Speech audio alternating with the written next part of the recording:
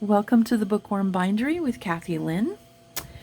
And this is part 2 of chatting about my business while I am working on making book board for my books and getting it all put together and getting it covered into fabric and then getting the signatures put in. So I'm on a big project this week, and it would be the last week in June of 25. And so I thought I would just bring you along for the ride and chit-chat with you about what I do and why. That's what we're doing here. Now, I have to admit, I may have a problem. And that is that when I am taking all of this board, this chipboard that I have cut to make into front and back covers of books, that I save all of the pieces, and then periodically I go through and I save some of the saved pieces and then put the rest in recycling, because there's just lots of little bits and pieces, and it doesn't take long for to have too many little bits and pieces. But what I'm going through this for today is because well, first of all, I guess I wanted to admit that I may have a gallon-sized Ziploc bag hoarding problem with small bits. But I do want to assure you that periodically I do sort through it and get rid of most of it and then add to it as I cut the next boards up. So if you watched part 1, which was put out yesterday on Sunday the 22nd, 2025 in June, I had leftover bits and pieces. And so you think, oh, yeah, look.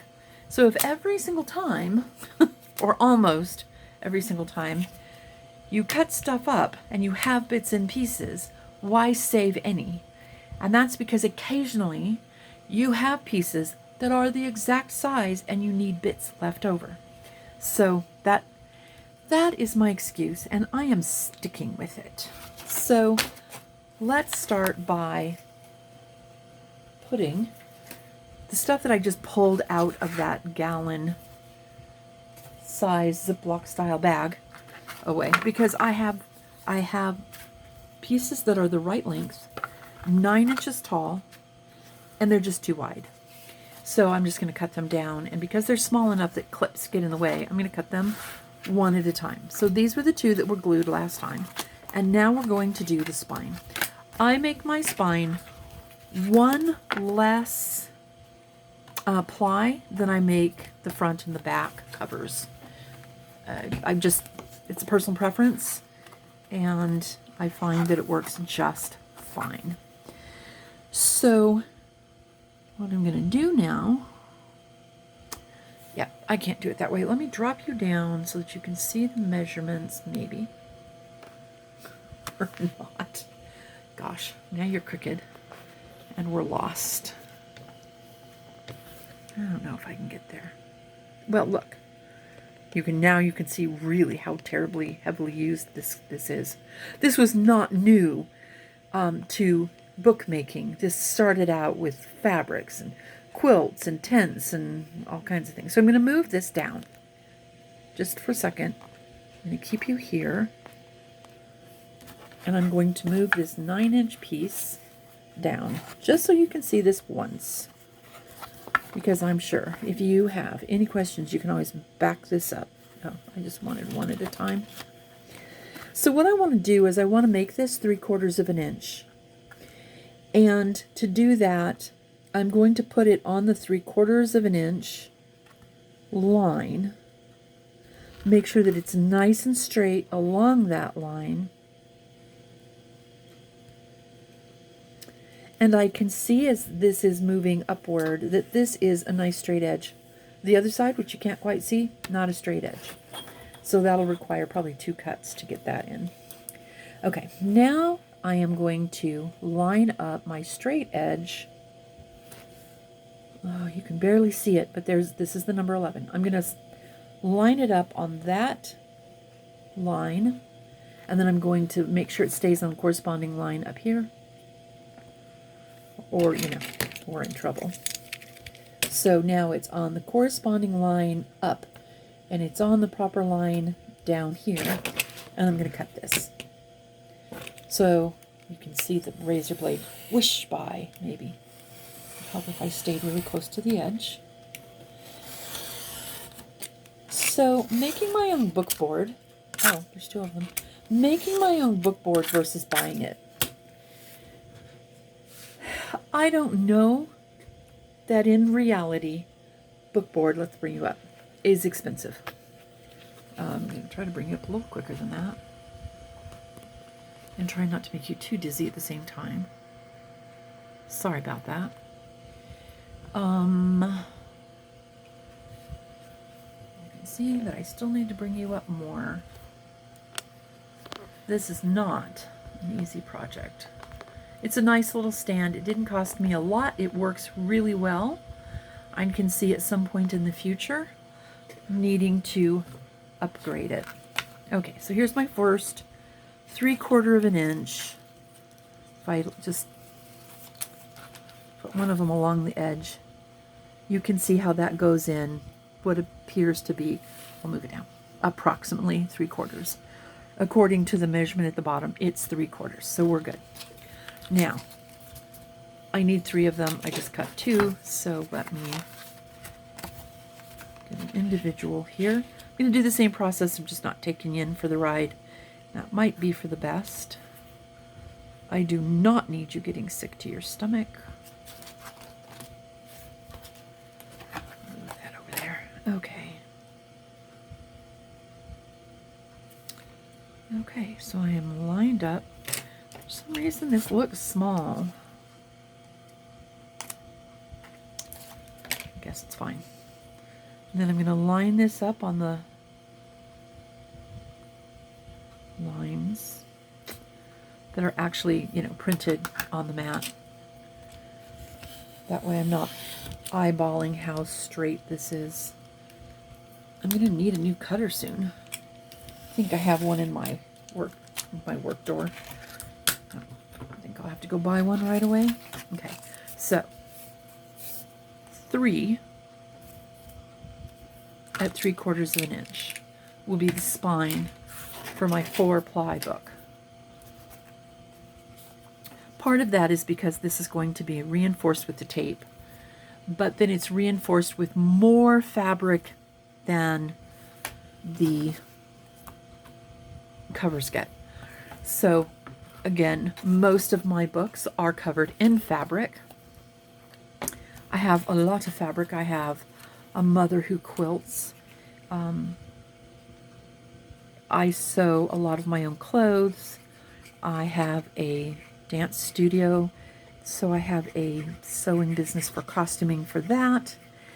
And there's just always fabric. And then all you have to do is you just have to put out the word. You're just like, hey, does anybody have any excess remnants of fabric that you said, oh, I should use this, and then you never did? It's amazing how many people are like, oh, you're here to help me clean out my stash. Thank you so much. And then I'm like, no, thank you. And then, of course, the fun of going to the fabric store and buying stuff. So, you know, I'm going to find cool florals and interesting prints in those stashes of mine, my mom's and my friends. But there's not going to, well, I started to say there's not going to be any Harry Potter. And there, I had to go buy Harry Potter themed fabric. But I did have some sheets that were in my sheet collection. I don't really collect, well, I do collect sheets, but I don't collect them as a collector item. I also make rag rugs, and I prefer to make my rag rugs from sheets because I can make the strips really long without having to sew them together. There's always sheets, and the great thing about rag rugs is that the sheets, you know, they always have wear marks where your heels are in bed or where your shoulder blades, you know, especially if you're not great about rotating your sheets. Okay, so that's glued together. And so you just cut out the thin spaces, or you know, the place where the dog threw up on it and left a stain, or whatever life brings you. And then you use the rest. Well, that is one of the first places that I rated when I first started doing my books a couple of years ago. And there was some Harry Potter, and so I was able to get some Harry Potter, but now I have to go to the fabric store. So if you're going to the fabric store and you're looking for books, you're just like, oh, depends on the fabric store, right? But some fabric stores have limits. You have to buy at least a yard, or there has to be at least a half a yard, and so I generally buy half yard pieces. That's going to give me about 6 journals, ish. And so, okay, so see, I've laid out my tape. I'm putting this just past halfway, leaving enough up here at the top that I can lay it over. And then I'm going to take my spine, and I guess I should cut this off the roll because the roll is pulling it downward. Okay, so here we are. Get this lined up on a line here. Yeah, I'm awfully close for doing this. It's a good thing it's not an actual tutorial. And then I'm going to move it out about 1/4 inch.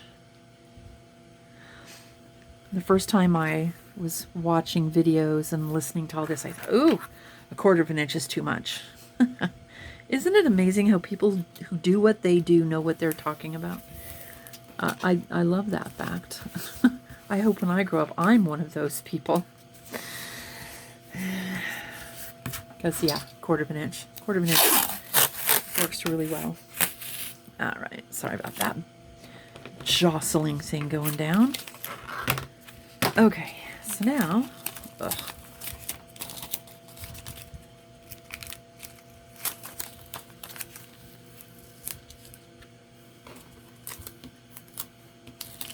behave. Okay, now I'm going to lay this on. I just need it to go over the spine. I don't need it to go over the other opening here. I just need it to go on the spine. Again, I'm going to line this up along. It helps to line it up both along here, so along the side of the cover and along the bottom. This is going to help keep it all straight. I've seen people use really cool little tools that they've made or that have been purchased for this, you know, making sure your spaces are straight and all of that, and it's really cool. But I have eyes and I have a measuring thing, so I just follow my eyes along this, and okay, so now we're going to put tape on this side. And because the function of this tape is short term, hold it together until you get your fabric, having, you know, bound it all together, we can put just one piece of tape here.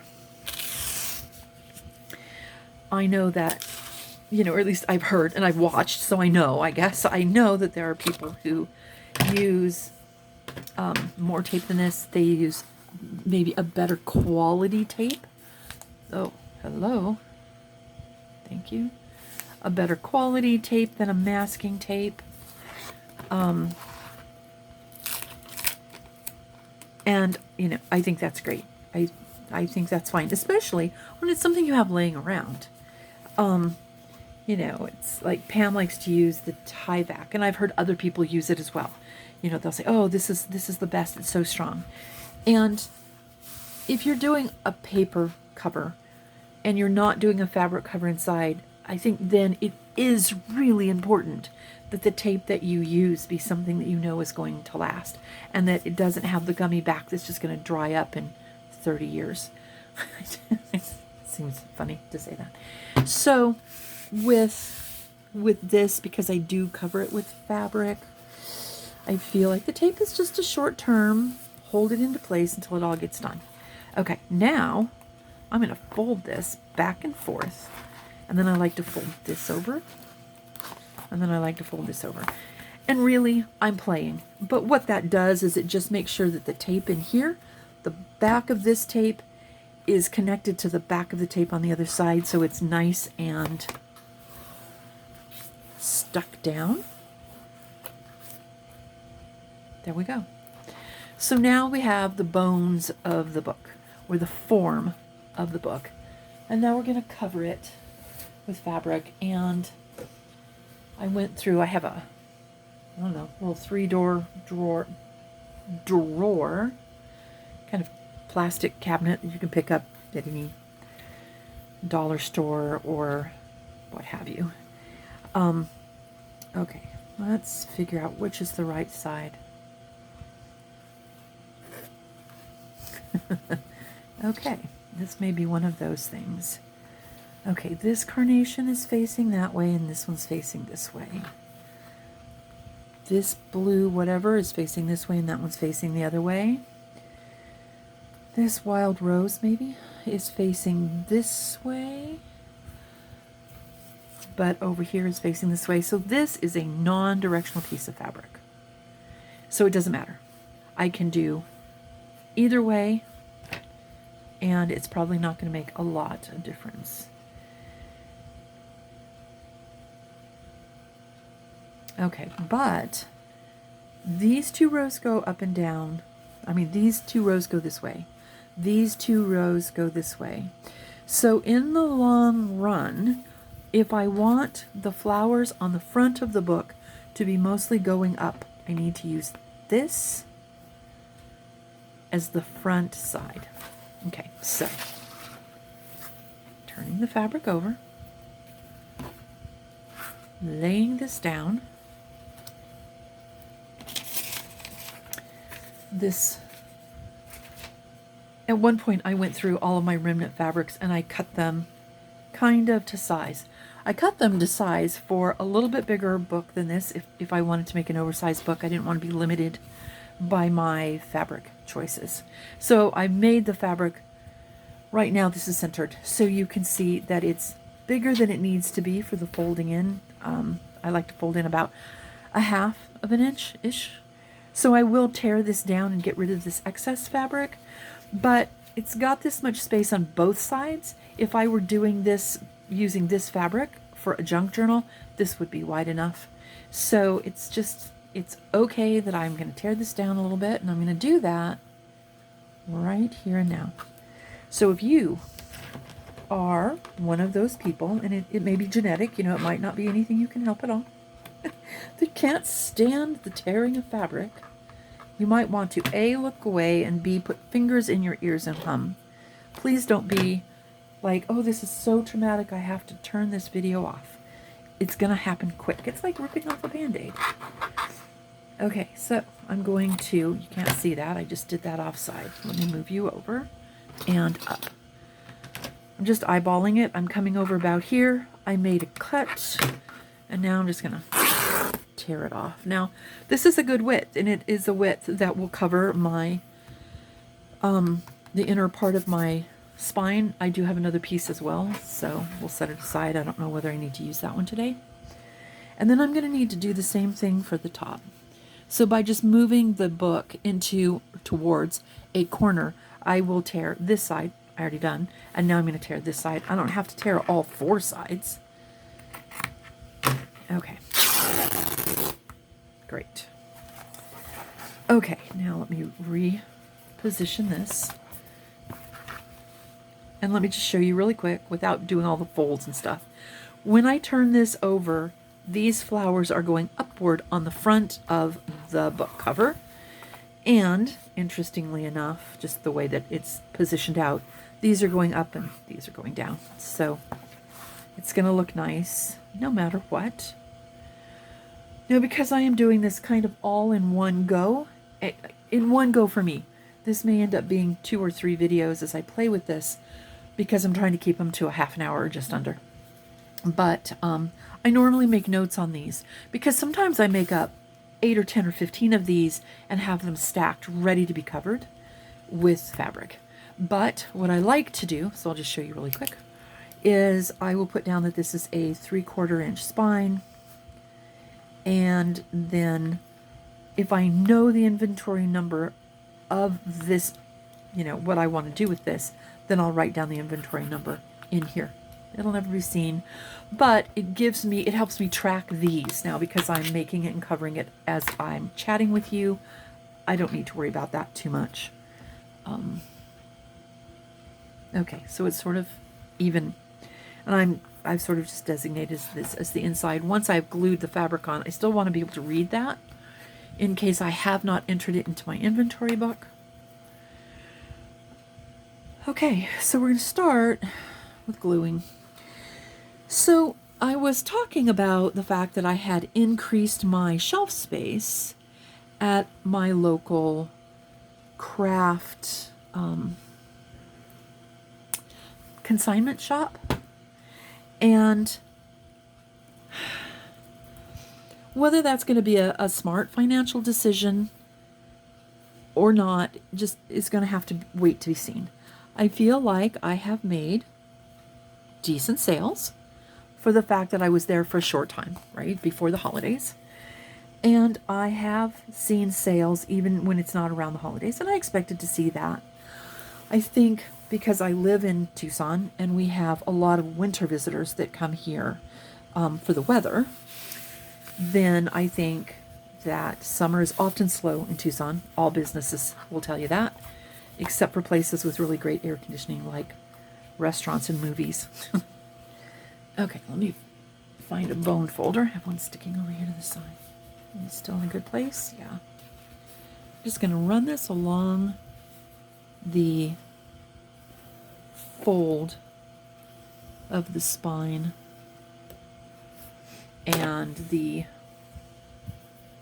front and back covers so that it sort of sets in on that glue. Okay, now, oh, sorry, just rubbing the glue off my fingers. I have finger cots for that. I just don't often use them, but I should. I will set a good example and reach over here and get my little container of finger cots and grab one out. Set it off to the side. A lot of times if I'm going to be working on a bunch of books, I will get everything ready, cut out a bunch of board, get it all ready, and then pull out the finger cots and try to glue 2 or 3 books with one finger cot. I mean, they're not expensive, but I'm like, I don't want to have to order more. I did try picking up some at a local dollar store. No. I suspect finger cots aren't the only thing we shouldn't be buying at dollar stores, because there was lots of cracked and broken ones, and they were brittle. Okay, we've got a bit of glue, a wad of glue, probably from the tip. Okay, now I'm going to lay this down and just quickly and lightly brush it. So what I have found, I don't know how well you can see this, there's a fold in this fabric here, and when I lay it out flat, I can still see it.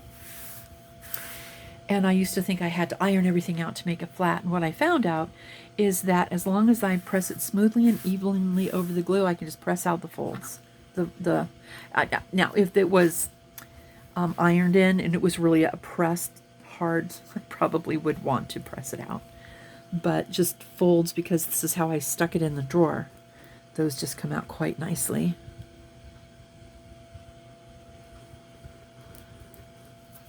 Okay.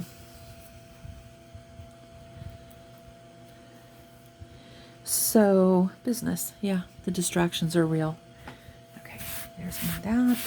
If you press it too hard, too firmly, or too much, the glue can seep through the fabric.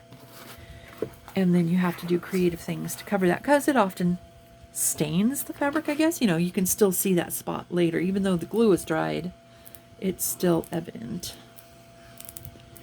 So by smoothing it with your finger, you know, or what have you. This is not a water-soluble glue. So this is not something I can use a sponge or a brush on. I might be able to, but you'd end up basically throwing them away all the time. Okay, so here we go. Lift that fold, press that out,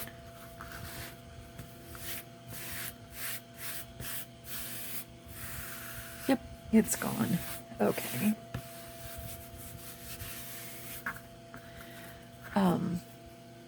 So I decided at the Sorrel Square last month, so that would have been May. Really, it would have been the end of April. I saw how many people, small businesses like myself, had pulled their stuff out of the store. And I think they were looking at that thinking, well, I did okay before Christmas, but now I'm spending that rent each month and I'm not making enough to cover. And as a small business owner, I own 3, so I understand the process. I get how scary it can be, and how you can think, oh, but I also kind of felt like I have not, all in all, I've made enough sales there to cover the expenses of the rent and the gas to go out, things like that. It would tell you I haven't made a profit from them. But a little bit of glue has come through here. I don't know if maybe I can erase it off. White art erasers can just lift that glue off paper. I'm going to try it on fabric. I think I've done it before and I think it worked. So the idea is not to press hard and just to go very lightly so that it's just picking up and rolling up the glue that came through. Okay, cool. Okay. I'm not saying that a pink eraser couldn't do it. I'm just not sure that a pink eraser wouldn't leave marks. Now on this dark, it wouldn't show. But when I do that with paper, lighter surfaces, then I have to worry about it. And so I just trust a white art eraser. So I decided that I was going to go for it. I was going to go ahead and I was going to get another space, things how they have them, because people have been leaving and others will come in and join. That I'm not worried about that. People keep popping up and saying, I'm waiting for space, or, oh, I'm going to be opening this next month. And I think that's great. But I also felt like I could make a commitment to another small business owner. I could make a commitment to myself. And I could say, hey, I think I have faith in what we're doing. What I'm doing with my books, what you're doing with your consignment shop. And, now I'm excited about it. I'm not regretting it. I'm not having second thoughts. And I think I'm just hoping for the best. Okay, a little piece of fabric, or string from the fabric stuck to my finger. So I think I want a smaller, pardon my reach. I don't like the finger caught for this section, so I'm going to go ahead and roll it off and throw it away. It still had good use in it. But as I go to do this next section of my book, I find that the finger cut sticks to the glue and sticks to the fabric, and I prefer just to get my own fingers sticky, I guess. So we'll see. Obviously, because it's a month to month, if by October, November, sales haven't really changed much, or if the percentage of sales hasn't gone up, then I have to look at that and say, okay, this doesn't work for me.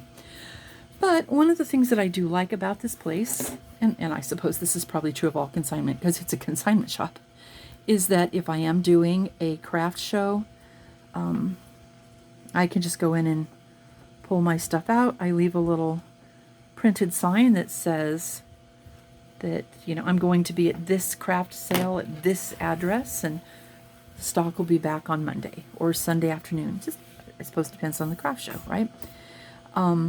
So I think that's nice.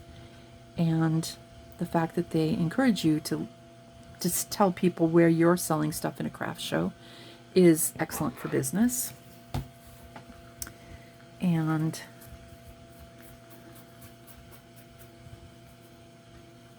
So yeah, so that's what I'm doing. That's what I'm doing here, is I am working on inventory for the fall, but I'm also working on inventory for my consignment shop.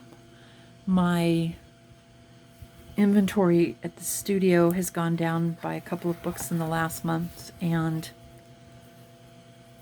so I need to get a few made to go in there. Okay.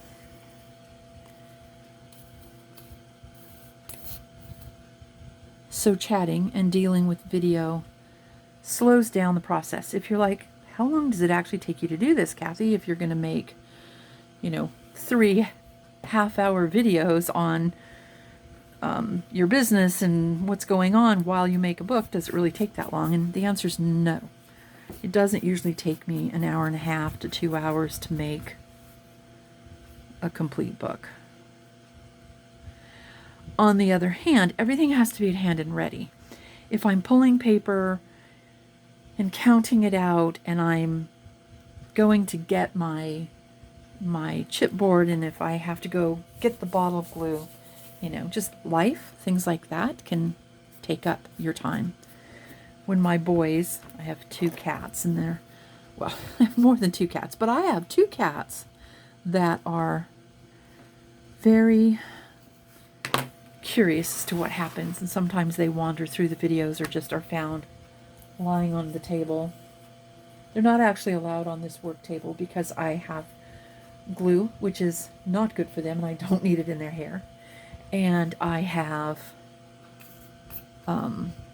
razor blade cutters, things like that.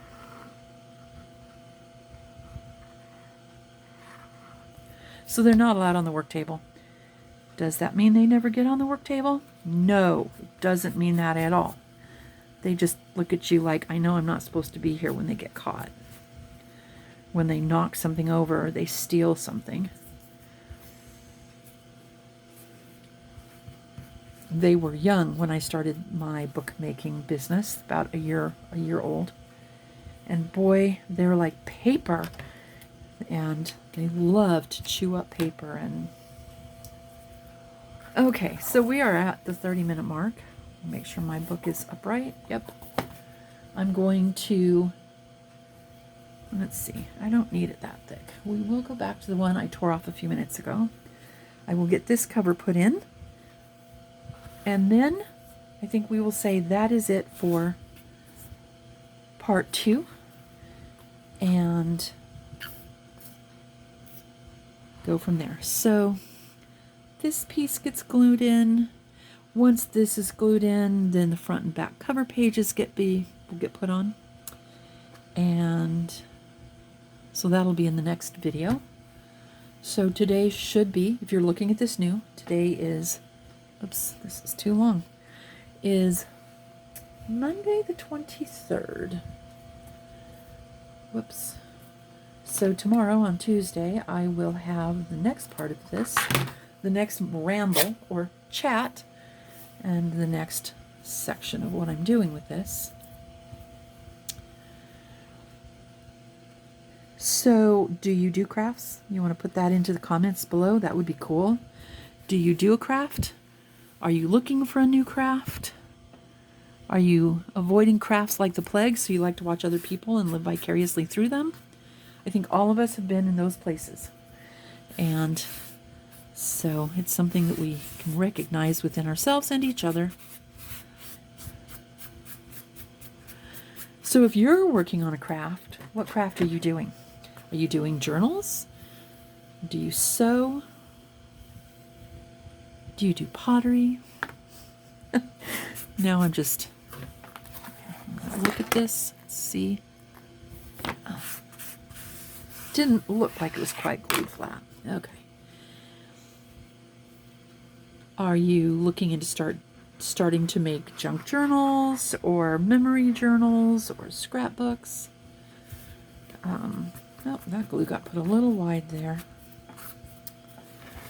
So yeah, leave a comment. Tell me what it is that you do, or what you used to do, or what you wished you did. Because, we have those things.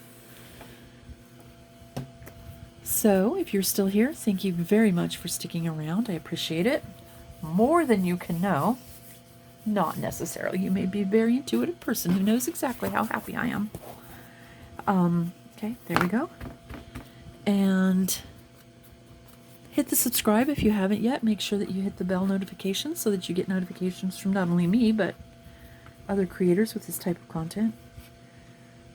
And I will have a new video, a new chit chat for you tomorrow. Thanks for hanging out. Have fun with your papers.